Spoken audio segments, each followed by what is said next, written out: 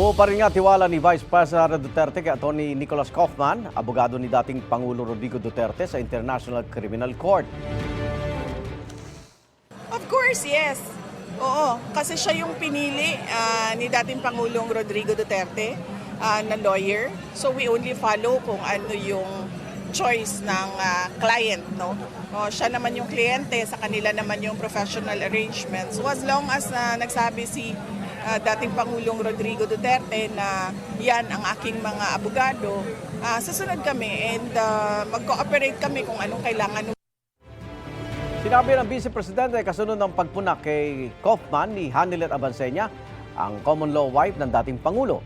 Paano raw madedepensahan ni Kaufman si Duterte gayong hindi naman niya gaanong kilala ang dating Pangulo?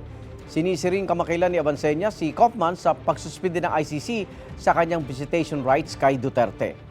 Tumagi magkomento si Kaufman tungkol sa pagbabawal kay Abansenya na dumalaw kay Duterte.